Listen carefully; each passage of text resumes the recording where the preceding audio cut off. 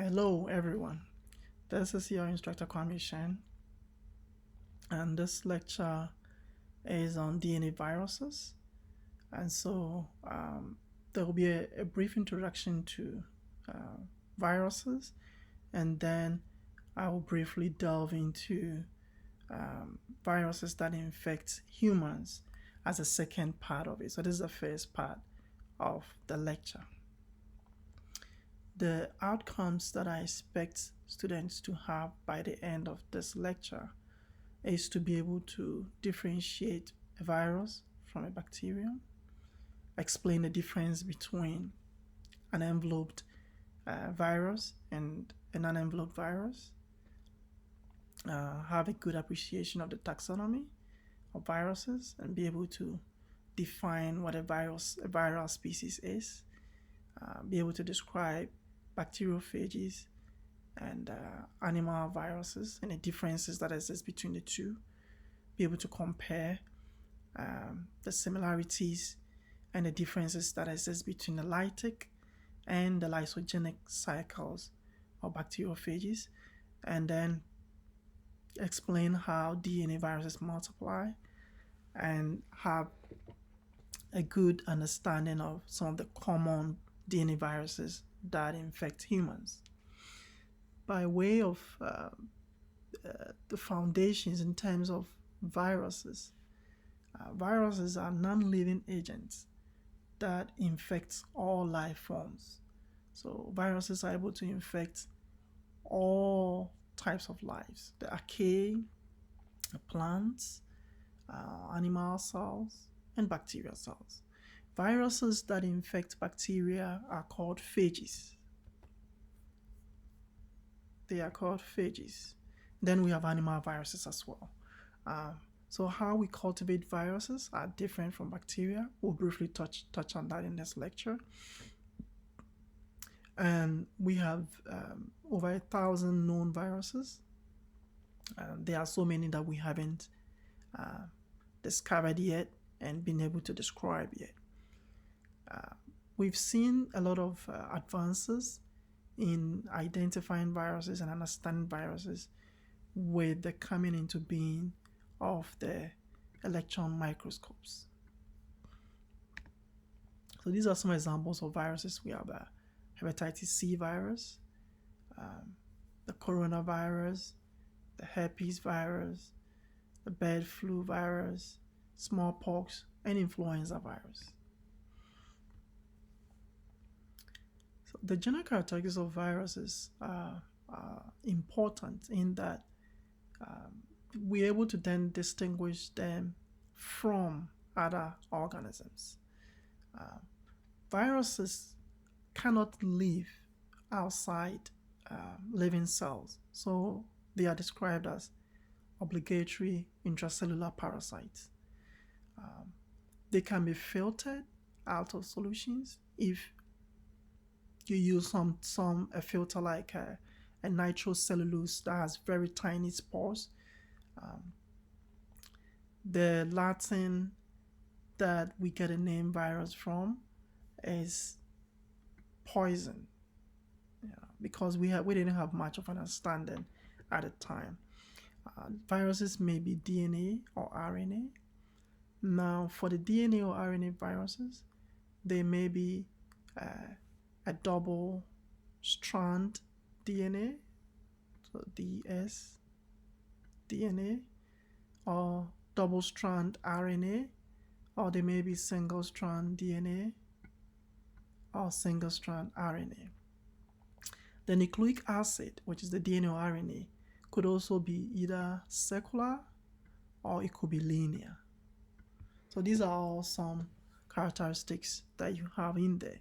In addition to that, a virus would have specific shape. Generally, there are exceptions. So the shape that they assume is dictated by a protein coat. So the nucleic acid is enclosed by a protein coat. The protein coat is called a capsid. The capsid are made up of subunits called capsomes. And so it gives the virus different shapes. There are different shapes of the virus. Some are enclosed in an envelope. So you have envelope viruses, and others do not have envelopes, and they are called naked viruses. Some would have spikes on the surfaces. The spikes are made up of carbohydrates and protein complexes. Most viruses will be tissue specific, so there are specific receptors on the surfaces of the cells that they bind to. And it is only when they come into contact with these cells that they can actually infect them, become attached, and be able to penetrate. So there's an important factor when it comes to viral characteristics known as the host range. And that is determined by specific proteins or carbohydrates on the surfaces of the host that makes it possible for the virus to attach to them. Okay, so there are some specific host attachment sites or some factors that allow the virus to attach. Okay, so viruses may be able to attach certain species of organisms, but not others. And so they some may be limited, some may not be so much limited in terms of the number of hosts that they can actually infect. So the shapes and the sizes that we have for the viruses will vary. So we have, if we are comparing the shapes to the size of a red blood cell, a red blood cell's diameter is about 10,000 nanometer. The thickness is about 10 nanometer. And then if you compare that to a bacteria would have a length of about 3,000 nanometer, a weight about 1,000 nanometer. And then compare that to the different viruses that we do have. You have very small viruses like the polio virus that is just about 30 nanometer in terms of its length, and it's going to range all the way to viruses that are way bigger, like Yersinia virus, that's 300 by 200 by 100. I mean, look at its shape. Or Ebola virus, that is close to 1,000 nanometer in size. So if you compare viruses to bacteria, you can see that viruses are way tinier, way smaller than bacteria. Also, we also have the shapes that the virus is formed based on the capsid.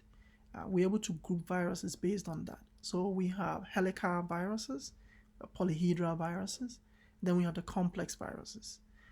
For the helical viruses, they have the capsid shaped like a spring. So you can see that this goes on and on and on, right? So it creates a hollow, and inside the hollow you have the nucleic acid. And so viruses like the tobacco mosaic virus, the measles virus, and the rabies virus are examples of helical viruses. Then you have the polyhedral viruses. The polyhedral viruses have capsids that have the icosahedron shape. So that's icosahedron.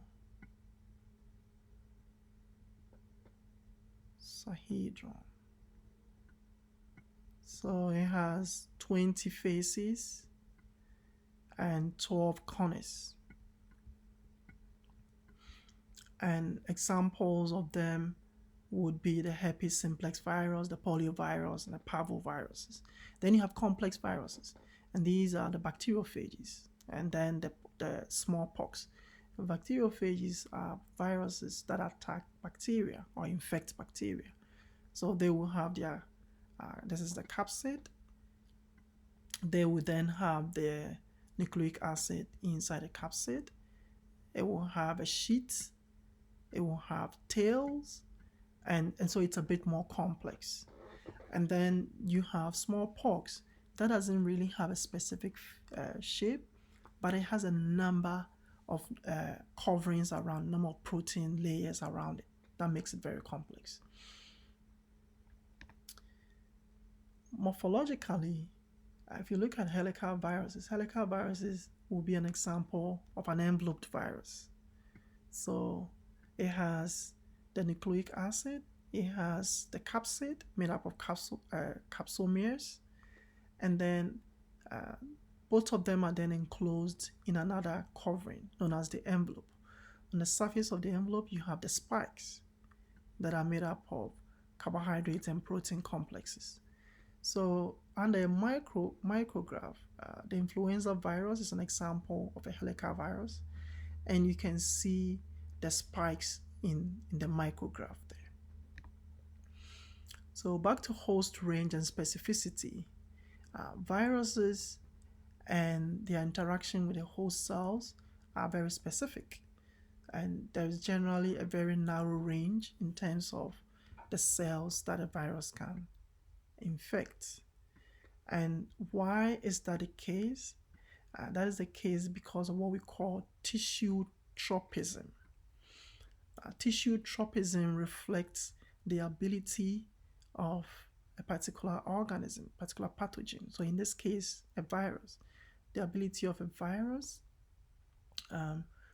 to infect a given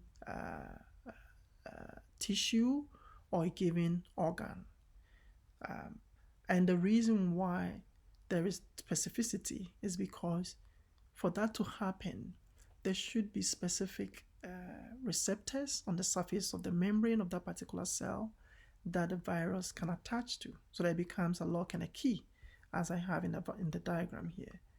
Now, once it gets locked in, then it can be able to infect the particular cell, tissue, or organ.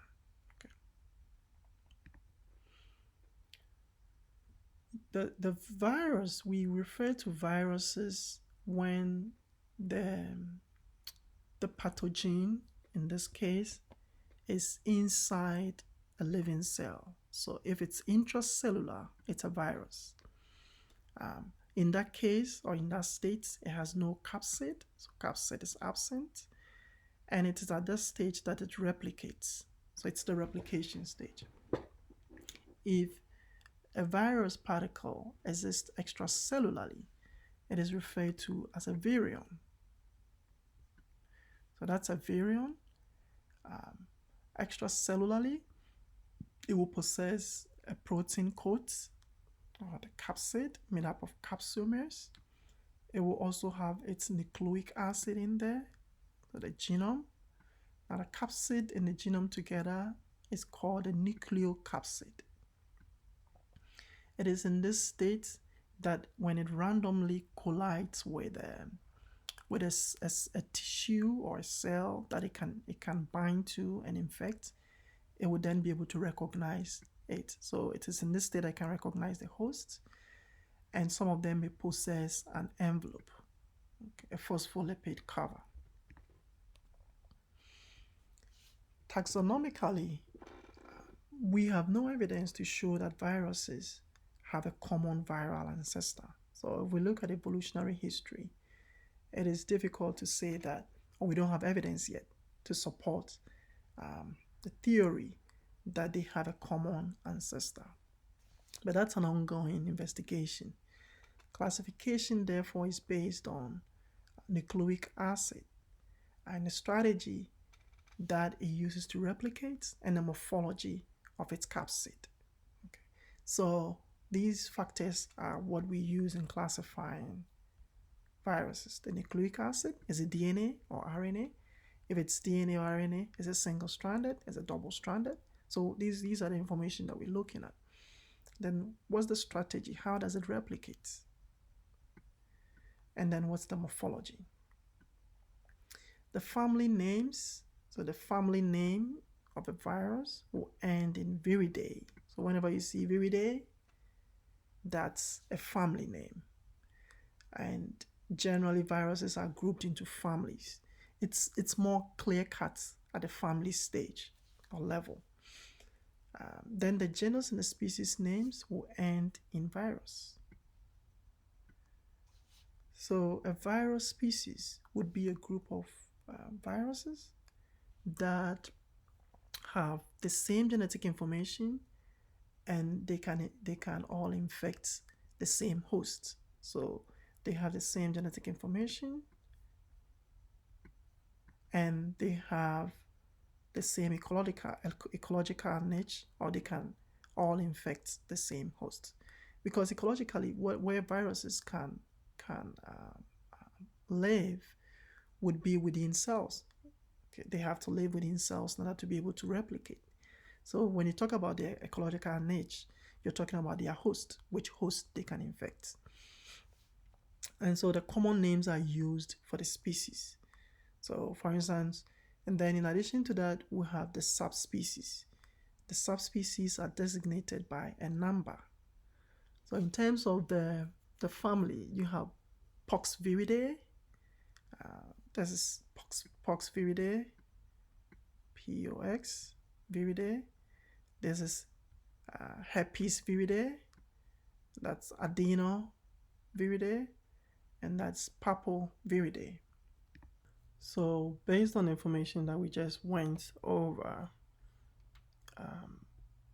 if we look at these set of names that we have here, Herpes viridae, since it ends in viridae, it means this is a family name. So that's family. This herpes virus, it ends in virus. So that's the genus and species name. Then you have the human herpes virus, HHV1, HHV2, HHV3. And so these would be the subtypes. Okay, so the subspecies or the strains. And so in this case, human herpes virus, HSV1 is one strain or one subtype, and then 2 and 3, like that. The same would apply to the Retroviridae. So viridae means the family. This ends in a virus, lentivirus, that's the genus and species name. And then you have the subtypes. We can isolate viruses, cultivate them, and identify them based on the cells that they infect. Remember, viruses only live when they are within cells. They are obligate intracellular parasites. So you have viruses that are specific in terms of the cells that they infect or attack. They are specific to bacteria. So those are the bacteriophages. When you have a lawn of bacteria on a plate, so a lawn of bacteria on a plate would mean the entire plate is covered with bacteria. So you're not streaking for isolation, you're streaking for growth, but the growth covers the entire face of the plate. Now, if you have such a lawn and then you plate it with your virus of interest, if the virus can infect those bacterial cells, what you will notice after incubation would be that you find spaces.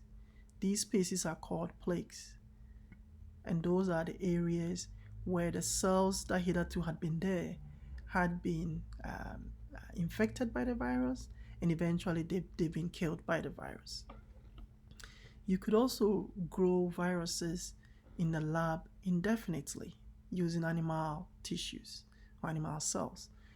For a very long time, we've been using embryonated eggs, but now and living organisms, but we're moving more and more away to use cells that can be kept in the lab, and this can keep the line of the virus in terms of its replication going for several years. Okay, and for that to happen, the tissue is treated with enzymes to separate the cells. The virus is introduced and allowed to sit for a while so that it starts infecting the cells.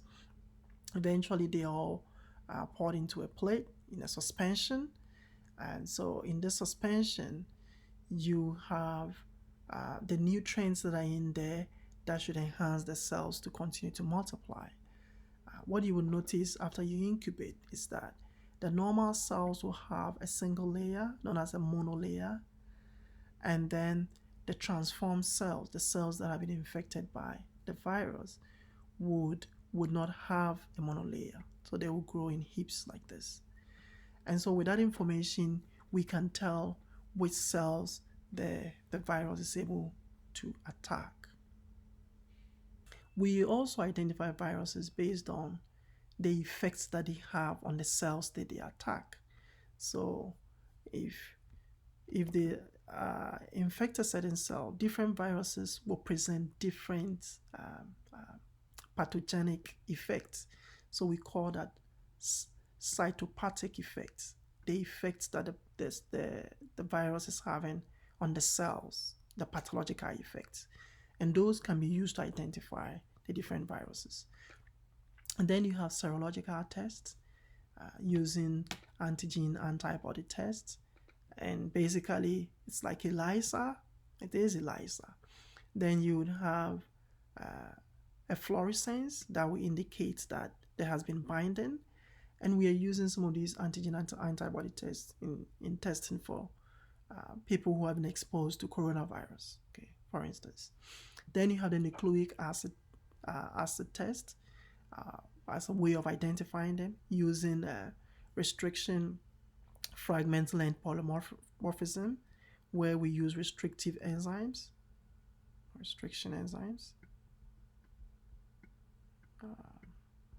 And because restriction enzymes will only cut at certain sequences, we can then determine whether a particular DNA or strain that we have belongs to a particular virus or not. And then we can also use PCR to amplify the nucleic acid and then determine which species of virus it is. There are novel methods that are being developed now, and one important one is the biophotonics.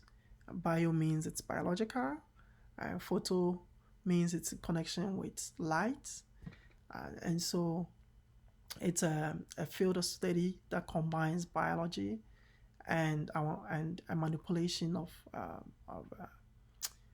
photons or quantum units of light in understanding the sequences or the different presentations that the different viruses gives. And so that is also a very novel method that's being used now. Viral replication follows a certain pattern. Remember, viruses are obligate intracellular parasites. They use the host cell. They cannot exist without the host cells. Outside the host cells, they're just particles. They are very limited in terms of the number of genes that they can encode, because they're very tiny. They need the genes to encode for specific proteins for their capsid, the genes that will encode for the nucleic acid, proteins that are important for them to replicate themselves, and protein that will help them to enter and leave a cell. So they either kill the cells that they enter, or they live in harmony within the host cell. Because outside the cell, they cease to exist as living organisms. They become inert. They become inert until they come into contact with an appropriate host. So this is the end of the first part of our lecture on the introduction to viruses, and we will continue in the next lecture.